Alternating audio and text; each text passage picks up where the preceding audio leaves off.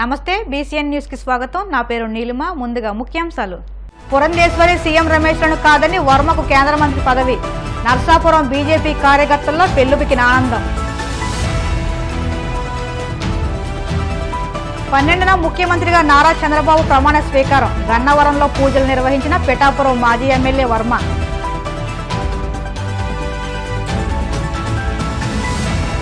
అరాచక పాలన ముగిసిందన్న వినుకొండ ఎమ్మెల్యే ఆంజనేయులు. ప్రజలు మెచ్చే పాలన అందిస్తామంటూ హామీ.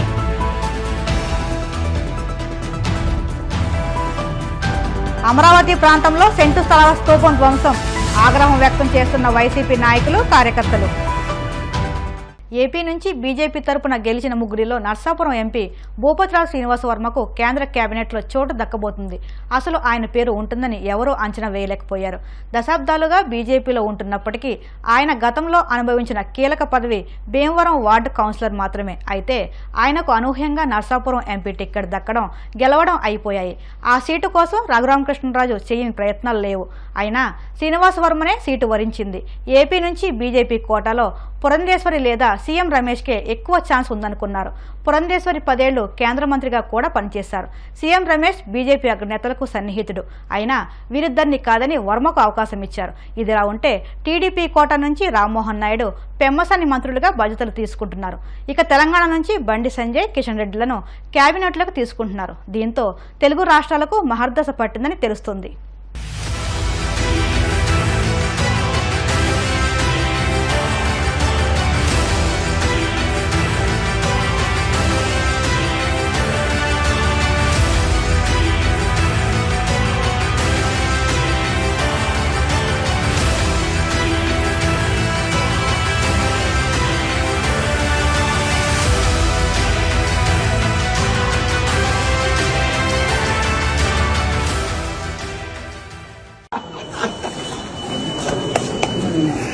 ఆంధ్రప్రదేశ్లో బీజేపీ కార్యకర్తలు విజయవాడ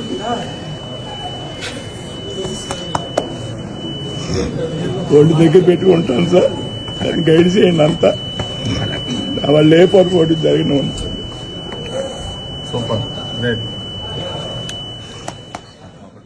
రాష్ట్రంలో కూటమి అధికారం చేజిక్కించుకుని ప్రమాణ స్వీకారాలకు ఏర్పాట్లు చేసుకుంటున్నారు.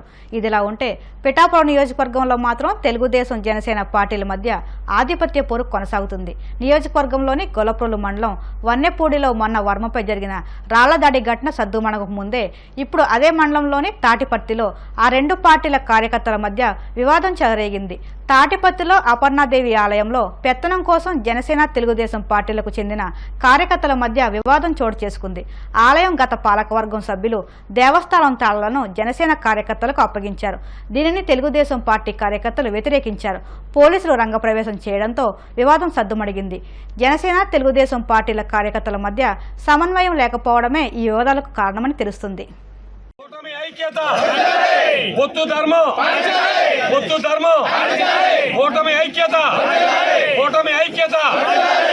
కొంతమంది జనసేన నాయకుల యొక్క దుశ్చర్య, కొంతమంది జనసేన నాయకులు దుశ్చర్య. టీడీపీ జనసేన ఐక్యత వదలాలి, జనసేన ఐక్యత వదలాలి. పవన్ కళ్యాణ్ గారి ఇంకా ప్రమాణ స్వీకారం జరగలేదు.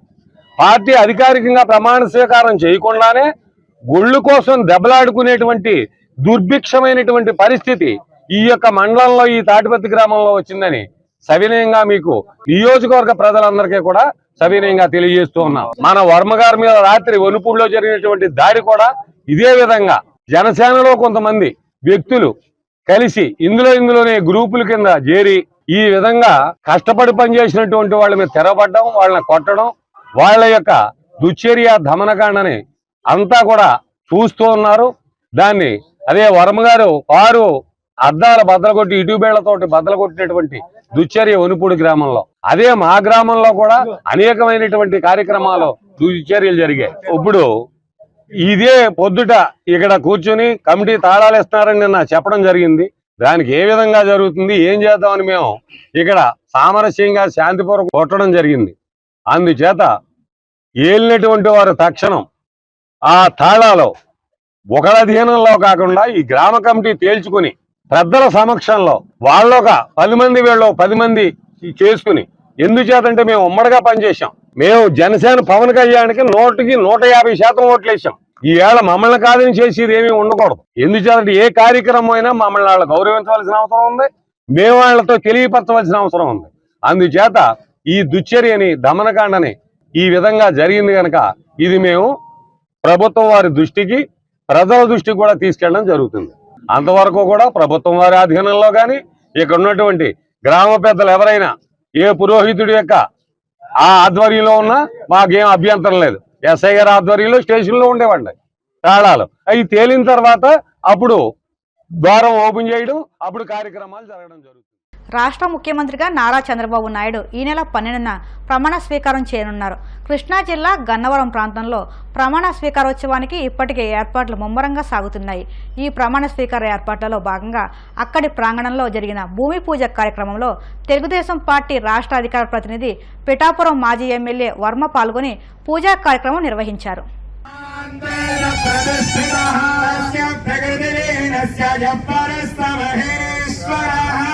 సుదర్శన నారసింహదేవతాభ్యో నమః. పాదారవిందయో వేదోక్తసవర్ణదివ్య మంత్రపుష్పాంజలిం సమర్పయామి.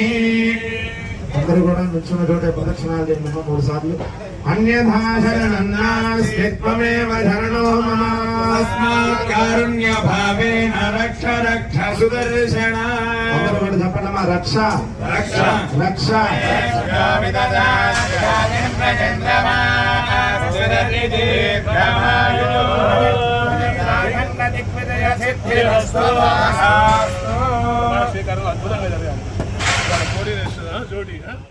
గత ప్రభుత్వంలో జగన్ ఆవిష్కరించిన స్తూపాన్ని గుర్తు తెలియని వ్యక్తులు ధ్వంసం చేశారు.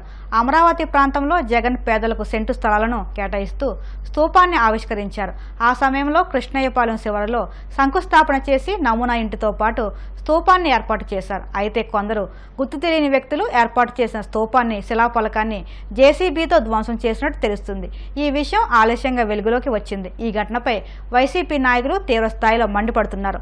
పేదలకు ఇచ్చిన ఇళ్ల స్థలాల స్తూపాన్ని తొలగించడం సరికాదని పేర్కొన్నారు. ఇటీవల నిర్వహించిన జేఈ అడ్వాన్స్ పరీక్షలో భీమవరం తిరుమల విద్యార్థులు విజయభేరి మోగించారు. కేంద్ర ప్రభుత్వం దేశవ్యాప్తంగా నిర్వహించిన ఈ పరీక్షల్లో ర్యాంకుల మోత మోగించారు. ఈ సందర్భంగా తిరుమల విద్యా సంస్థల చైర్మన్ నున్నా తిరుమలరావు పశ్చిమ గోదావరి జిల్లా భీమవరంలో మీడియాతో మాట్లాడుతూ మద్రాసులోని ఐఐటి కళాశాలలో ఫలితాలను విడుదల చేయగా వివిధ కేటగిరీల్లో KST Anuroop Reddy all India స్థాయిలో 62వ ర్యాంకును సాధించినట్టు తెలిపారు. అలాగే వి రామ్ చరణ్ వర్మ 193వ ర్యాంకును, డి సాయి సత్య 242వ ర్యాంకులను కైవసం చేసుకున్నారని, CH Shravan Sri Satya 440, B Satya Akhil Raju 582, M Aditya Sai Naidu 689, SS Devi Srinivas 713, T Krishnateja 803, P Chakri Varma 911వ ర్యాంకును సాధించారని తెలిపారు. ఆల్ ఇండియా స్థాయిలో 4 500 లోపు, 9 మంది 1000 లోపు, 14 మంది 1500 లోపు, 27 మంది 3000 లోపు, 42 మంది 5000 లోపు, 53 మంది 10,000 లోపు ర్యాంకులు సాధించినట్టు తెలిపారు. కేవలం భీమవరం బ్రాంచ్ నుంచే 30 మందికి పైగా ఐఐటీలో అడ్మిషన్లు సాధించారని సంస్థ డైరెక్టర్లు S Sairaju, P Srinivas Varma, G Satish Babu తెలిపారు. ఈ ర్యాంకులు సాధించడానికి కారణమైన అధ్యాపకులు, విద్యార్థుల తల్లిదండ్రులను కళాశాల యాజమాన్యం అభినందించింది. కేంద్ర ప్రభుత్వం విడుదల చేసిన జేఈ అడ్వాన్స్డ్ 2024 ఫలితాల్లో భీమవరం తిరుమల విద్యార్థులు ఒక అద్భుతమైన, ఒక సంచలనమైన ఫలితాలను తీసుకురావడం జరిగింది. ఎందుకంటే జేఈ అడ్వాన్స్డ్ అంటే ఐఐటీలు అనమాట. ఐఐటీలు అంటే ఇండియన్ ఇన్స్టిట్యూట్ ఆఫ్ టెక్నాలజీ. అంటే భారతదేశంలోనే కాకుండా ప్రఖ్యాతిగాంచిన, ప్రపంచంలోనే ఎంతో పేరున్న మన ఇండియన్ ఐఐటీస్లో దాంట్లో సీటు సాధించడం అనేది ప్రతి వాళ్ళ పిల్లలకి సీటు రావాలని ప్రతి తల్లిదండ్రులు కళ్ళగంటూ ఉంటారు. అలాంటి దాంట్లో మన భీమవరం తిరుమల విద్యార్థులు సాధించిన ర్యాంకులు అంటే, ఎందుకంటే భీమవరం తిరుమల విద్యార్థులు సాధించిన ర్యాంకులని ఎందుకు చెప్తున్నామంటే, అంటే జనరల్గా భారతదేశంలో భీమవరం లాంటి పట్టణాలు చాలా ఒక సుమారుగా 1000 పైనే ఉండొచ్చు. ఇలాంటి భీమవరం లాంటి పట్టణాలు భారతదేశంలో చూస్తే అంటే జనరల్గా ఏంటంటే ఐఐటి ర్యాంక్స్ అన్నీ కూడా హైదరాబాదు, విజయవాడ, లేకపోతే వైజాగు, లేకపోతే పెద్ద ఢిల్లీ సిటీస్లో, ఇలాంటి సిటీస్లో ఐఐటి ర్యాంకులు పిల్లలు సాధిస్తారనుకుంటూ ఉంటారు. కానీ మనం భీమవరం జస్ట్ ఇలాంటి ఏరియాల్లో మనం భీమవరంలో వివిధ కేటగిరీలో మన విద్యార్థులు సాధించిన ర్యాంకులు చూస్తే భీమవరం తిరుమల విద్యార్థులు ఆల్ ఇండియా 62వ rank, K Anuroop Reddy all India 62వ ర్యాంక్ అండి. అలాగే రామ్ చరణ్ వర్మ 193వ ర్యాంకు ఆల్ ఇండియా లెవెల్లో. అలాగే డి సాయి సత్య 242వ ర్యాంకు. అలాగే శ్రవణ్ శ్రీ సత్య 440వ ర్యాంకు. అలాగే సత్య అఖిల్ రాజు 582వ ర్యాంకు. అలాగే ఆదిత్య సాయి నాయుడు 689వ ర్యాంకు. అలాగే దేవి శ్రీనివాస్ 713వ ర్యాంకు. అలాగే టి కృష్ణతేజ 803వ ర్యాంకు. అలాగే పి చక్రీవర్మ 911వ ర్యాంకు. అంటే ఈ ర్యాంకుల యొక్క విశ్లేషణ మనం చూస్తే ఆల్ ఇండియా 500 లోపు 4 వచ్చారండి, 4 ర్యాంకులు వచ్చినాయండి. అలాగే 1000 లోపు 9 మంది. అలాగే 1500 లోపు 14 మంది. అలాగే 3000 లోపు 27 మంది. అలాగే 5000 లోపు 42 మంది. 10,000 లోపు 53 మంది ర్యాంకులు సాధించడం జరిగింది. ఇది కాకుండా అంటే జనరల్గా మనం ఇదే కేటగిరీలో ఈ ర్యాంకులు చెప్పడం జరిగిందండి. అంటే ఈడబ్ల్యూఎస్ ఉండొచ్చు, ఓబీసీ ఉండొచ్చు, ఎస్సీ ఎస్టీ ఇలాంటి కేటగిరీలో ర్యాంకులు మన పిల్లలు అన్ని కేటగిరీలో సాధించిన ర్యాంకులు ఇవి. ఇది కాకుండా ఓపెన్ కేటగిరీలో ఈ ర్యాంకు చూస్తే అంటే ఓపెన్ కేటగిరీలో 1000 లోపు ర్యాంక్ రావడం అనేది ఒక సామాన్యమైన విషయం కాదండి. అంత నిబద్ధతతో ఇక్కడ మేనేజ్మెంట్ కానీ ఇక్కడ స్టాఫ్ కానీ పనిచేస్తున్నారు. అంత నిబద్ధతతో ఇక్కడ చేయగలుగుతారనే ఒక నమ్మకం వాళ్ళకి కలిగి ఇక్కడ వాళ్ళ యొక్క పిల్లల్ని ఇక్కడ పెడతాం. ఒక సాధారణ విద్యార్థులు మేము అసాధారణమైన ఫలితాలను మేము సాధించగలుగుతున్నాం అంటే దీనికి ప్రధానమైన కారణం పేరెంట్స్ యొక్క నమ్మకం అనమాట. మన పెద్ద పెద్ద హైదరాబాద్, విజయవాడ ఇలాంటి నగరాలను దాటి ఈ భీమవరం తిరుమల ర్యాంకులు తెచ్చుకోగలదని ఆశిస్తూ సెలవు తీసుకుంటాం. First of all, let me congratulate all these students, those who secured the best ranks from Tirumala Bhimavaram. ఏ రంగంలో అయినా అంకిత భావంతో పనిచేయడం ద్వారా అత్యద్భుతమైనటువంటి రిజల్ట్స్ తెచ్చుకోవచ్చని మా తిరుమల విద్యార్థులు ఈరోజు నిరూపించారు. ఇది ఒక సమిష్టి కృషి వలన మాత్రమే సాధ్యమైందని ఖచ్చితంగా దృఢంగా చెప్పగలం. ఇంతింతై వటుండింతై అన్నట్టుగా మా భీమవరం తిరుమల విద్యార్థులు లాస్ట్ ఇయర్ 17 మంది స్టూడెంట్స్ ఐఐటికి వెళ్తే ఈ సంవత్సరం ఒక 30+ మెంబర్స్ ఐఐటిలో ప్రవేశం పొందడం అనేది మాకు చాలా గర్వకారణంగా ఉంది. ఇది ఇక్కడ ఉన్నటువంటి అత్యంత ప్రణాళికాబద్ధమైనటువంటి ప్రోగ్రాము, అదేవిధంగా అంకిత భావం ఇవన్నీ ఉండడం వల్లనే ఇంత బెస్ట్ రిజల్ట్స్ తీసుకొస్తున్నామని చెప్పి మీ అందరికీ తెలియజేస్తున్నాను. ఇప్పుడు అడ్వాన్స్లో ఒక సాధారణమైనటువంటి పేరెంట్ కానివ్వండి లేదా విద్యార్థి కానివ్వండి ఐఐటికి వెళ్ళడం అనేది ఒక డ్రీమ్ అన్నమాట. మరి ఇలాంటి ఒక చిన్న టౌన్ నుంచి ఇంత అత్యద్భుతమైన ఐఐటీలకి వెళ్తున్నందుకు లేదా మేము ఈ పేరెంట్స్ యొక్క సహకారమే కాకుండా ఇక్కడ తిరుమల విద్యా సంస్థలు నెలకొల్పడం ద్వారా ఈరోజు భీమవరం చుట్టుపక్కల ఉన్నటువంటి పేరెంట్స్ అందరూ కూడా సుదీర్ఘమైనటువంటి ప్లేసెస్కి అక్కర్లేకుండా కేవలం భీమవరంలోనే ఉంచి ఎంతో నమ్మకంతో ఉంచి ఇంత మంచి ఐఐటీలు, ఎన్ఐటీలు, ట్రిపుల్ఐటీలకి వెళ్తున్నారని తెలియజేస్తున్నాను.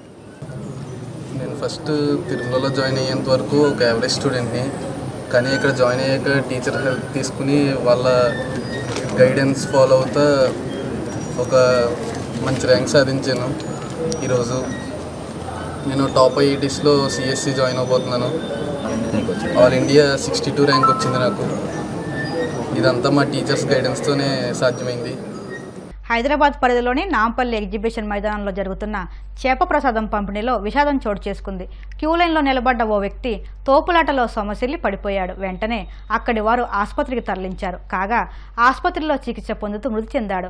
మృతుడు నిజామాబాద్ జిల్లా వాసిగా పోలీసులు గుర్తించారు. ఈ సందర్భంగా హైదరాబాద్ నాంపల్లి ఎగ్జిబిషన్ గ్రౌండ్లో బత్తిని కుటుంబ సభ్యులతో వచ్చి మంత్రి పొన్నం ప్రభాకర్ చేప ప్రసాదం పంపిణీ ప్రారంభించారు. చాలా కాలంగా చేప మందు పంపిణీ విశ్వాసంతో ప్రజలు వేసుకుంటున్నారని వారు అన్నారు. ఇప్పుడు కాసేపు ప్రకటనలు.